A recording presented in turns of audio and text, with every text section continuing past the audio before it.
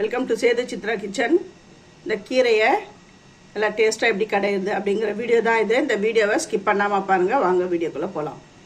கீரை கடையலுக்கு வந்து 1 கப் வந்து துவரம்பருப்பு எடுத்துருக்கேன். ரேஷன் துவரம்பருப்பு எடுத்துருக்கேன். இதை கழுவி எடுத்துகிட்டு வரேன். இதை வாஷ் பண்ணும்பொழுதே இதை நல்லா களைஞ்சிட்டேன். இதில் கல் இருக்கா அதெல்லாம் நான் பார்த்துட்டேன். இப்போ வந்து இதை ஊற விடணும். நல்லா சூடான தண்ணி விட்டு நான் ஊற விடுறேன். இது ஜஸ்ட் ஒரு 10 நிமிஷத்தில் இது ஊறிடும். கொஞ்சமாக நான் வந்து புளியையும் நான் ஊற விட்டுருக்கேன். கீரை கடையலுக்கு வந்து நான் தக்காளி 1 எடுத்திருக்கேன். ஏன்னா நான் வந்து மீடியம் சைஸ் தக்காளி தான் எடுத்திருக்கேன். புளி ஊற விட்டுறதுனால தக்காளி வந்து ஒரு மீடியம் சைஸில் எடுத்திருக்கேன். வெங்காயம், அப்புறம் பூண்டு, பச்சை மிளகாய், 1 கட்டு வந்து அரைக்கீரை எடுத்திருக்கேன். இந்த அரைக்கீரையை நான் க்ளீன் பண்ணி எடுத்துகிட்டு வரேன். கீரையை நல்லா கட் பண்ணி தண்ணியில் போட்டு வச்சுட்டேன். இதை நல்லா வாஷ் பண்ணி எடுத்துகிட்டு வரேன்.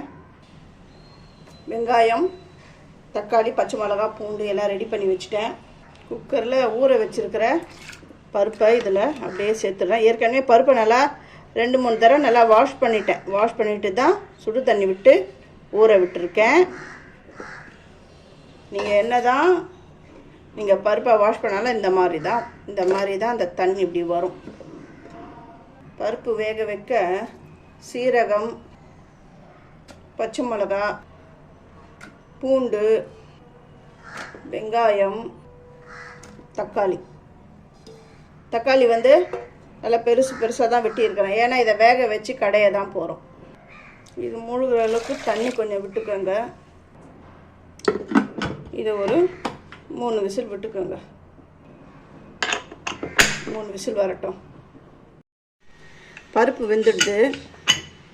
ப்ரெஷர்லாம் போனதுக்கப்புறம் இந்த வெயிட்டை திறக்கணும். பாருங்கள், நல்லா வெந்துடுச்சு.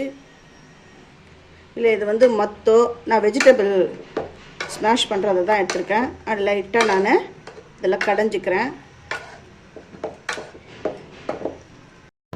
அடுப்பில் சட்டி வச்சுருக்கிறேன். எண்ணெய் விட்டுருக்கேன்.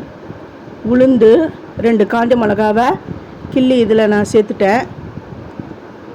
கடுகு, இப்போ இந்த காஞ்ச மிளகாலாம் நல்லா செவந்துடுது. கடுகு வந்து பொரிஞ்சிடுது. உளுந்தும் லைட்டாக செவந்து வருது. இந்த டைமில் கீரை இதில் நான் சேர்த்துக்கிறேன். கீரையை நல்லா அலசி தான் இதில் சேர்த்தேன். கலந்து விடுறேன். இந்த தாளிச்சதில் அந்த எல்லாம் மேலே வரட்டும். கீரை கொஞ்சம் வதங்கி வரட்டும். லைட்டாக இதை வேக வைக்கும்பொழுது அதை பாருங்க இப்படி கடைஞ்சிக்கோங்க. லைட்டாக ரொம்ப அழுத்தி கடைய வேணாம். இது லேசாக இப்படி கடைஞ்சாலுமே கொஞ்சம் அப்படி மசியும். இந்த டைமில் நம்ம கடைஞ்சி வச்சுருக்கிற இந்த பருப்பு தண்ணி இதில் விட்டுடலாம்.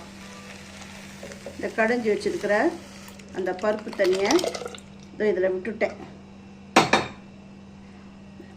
லேசாக இப்படி கலந்து கொடுக்குறேன்.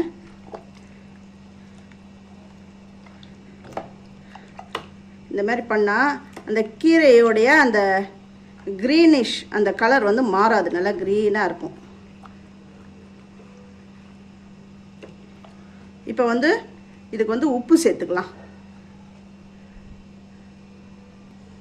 இதுக்கு வந்து உப்பு சேர்த்துட்டேன். உப்பு சேர்த்துட்டு பாருங்க அப்படி கலந்து கொடுத்துடுங்க.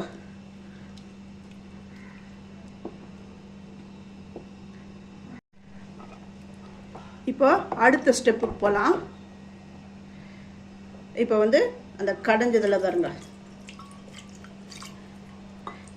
இதில் கொஞ்சம் அந்த பருப்பு தண்ணிலாம் ஒட்டி இருக்கும். அதில் தண்ணி கொஞ்சம் விட்டேன். புளி கரைச்சோம் இல்லையா, அந்த தண்ணியை இதில் ஏற்கனவே வடிகட்டி வச்சுருக்கிறேன். புளியை கரைச்சித அந்த தண்ணியையும் இதில் விட்டுடுறேன். இந்த புளி வந்து பச்சை வாடை போக நல்லா கொதிக்கட்டும். அடுப்பில் தான் இருக்குது. அந்த புளி நீர் வந்து நல்லா கொதிக்குது. இந்த டைமில் நான் ஸ்டவ் ஆஃப் பண்ணிடுறேன். இந்த கடைஞ்சி வச்சுருக்கிற இந்த கீரையில் இதை சேர்த்துடுறேன். கீரை கடையல் ரெடி ஆகிடுது. ஃபஸ்ட்டு என்னுடைய வீடியோ பார்க்குறவங்க சப்ஸ்கிரைப் பண்ணலைன்னா சப்ஸ்கிரைப் பண்ணுங்கள். ஆல் அண்ட் ஆப்ஷன் தொடுங்க. அப்போ தான் நான் போகிற ஒரு வீடியோவுடைய நோட்டிஃபிகேஷன் உங்களுக்கு காட்டும். உங்களுக்கு பிடிச்சிருந்தா லைக் பண்ணுங்கள். தேங்க்யூ.